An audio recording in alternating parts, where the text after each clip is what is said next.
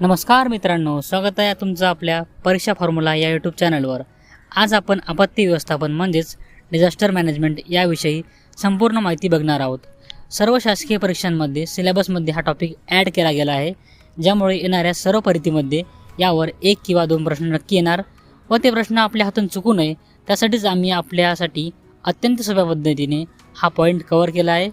तसेच व्हिडिओच्या शेवटला या पॉईंटवर कशा प्रकारे प्रश्न येऊ शकतात हे आपण सांगणार आहोत। त्यामुळे व्हिडिओला शेवटपर्यंत बघा व आपल्या चॅनलला सबस्क्राईब करून ठेवा, कारण आपण इतरही सर्व महत्त्वाचे पॉईंट्स आपल्या चॅनलवर सोप्या आणि सरळ भाषेत घेत असतो। आपत्ती म्हणजे काय?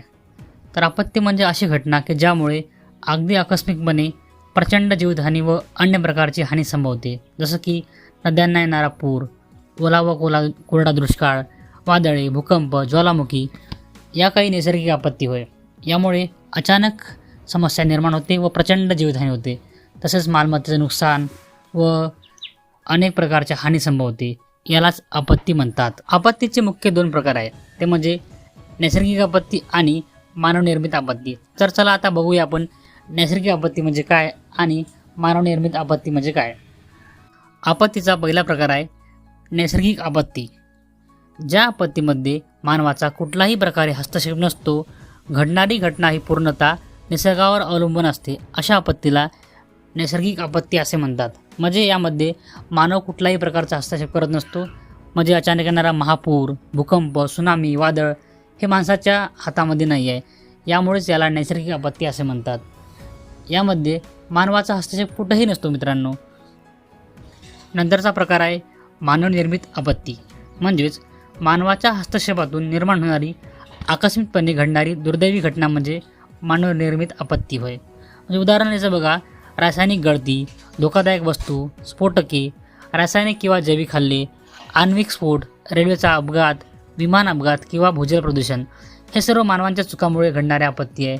अचानक समजा विमानाला आग लागली, हे मानवाच्या चुकीमुळेच घडणारी आपत्ती आहे, त्यामुळे याला मानवनिर्मित आपत्ती असे म्हणतात। जसं की धोकादायक वस्तूंचा स्फोट होणं, मानवांच्या यांत्रिक बिघाडामुळे स्फोट होऊ शकतो। अशामुळे जी वित्तहानी किंवा जीवितहानी निर्माण होते त्याला मानवनिर्मित आपत्ती असे म्हणतात। नंतर पाहूया आपत्तीचे परिणाम। आपत्तीमुळे मानवाच्या जीवनावर कोणते परिणाम होतात, त्याचे स्वरूप काय हे आता आपण बघणार आहोत। तर पहिला परिणाम आहे पुरामध्ये रहदारीचे पूल वाहून जाणे।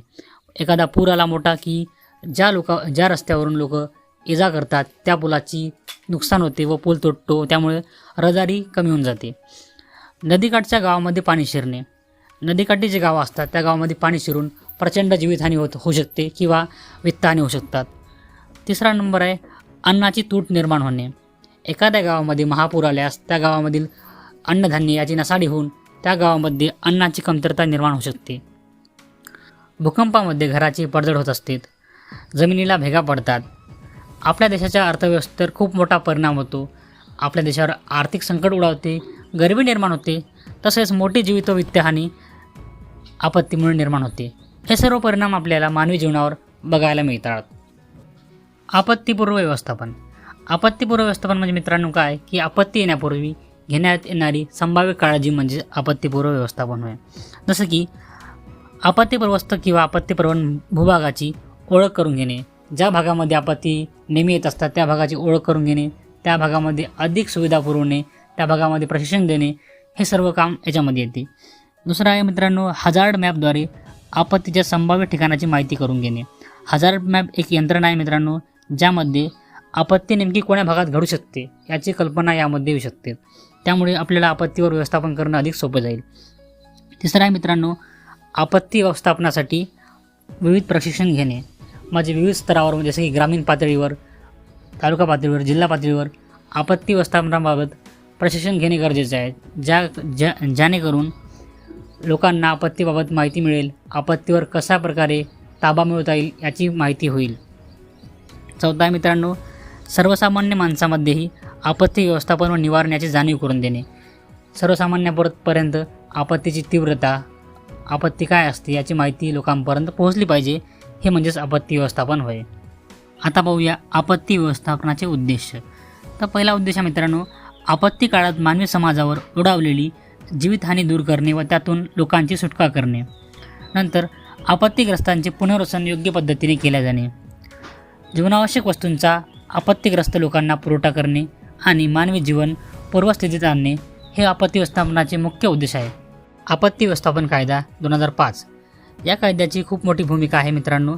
ती बघा कशा प्रकारे. या कायद्याअंतर्गत आपत्ती व्यवस्थापन प्राधिकरण संरचना काम करते. तसेच राष्ट्रीय स्तरापासून ते गाव पातळीपर्यंत आपत्ती व्यवस्थापनाचे कार्य या कायद्याअंतर्गत केले जाते. आपत्ती व्यवस्थापन 2005 या अंतर्गत ही प्रशासकीय संरचना तयार केली गेली आहे आणि आता नुकत्याच झालेल्या ग्रामसेवक या परीक्षेमध्ये सुद्धा या संरचनेवर एक प्रश्नसुद्धा विचारला गेला आहे मित्रांनो. त्यामुळे हे परीक्षेच्या दृष्टीने खूप महत्त्वाचा टॉपिक आहे. चला तर मित्रांनो, मग ही संरचना आपण समजून घेऊया. राष्ट्रीय पातळीपासून ते गाव पातळीवर कशा प्रकारे आपत्ती व्यवस्थापन करता येईल याकरता ही संरचना बनवली गेली आहे.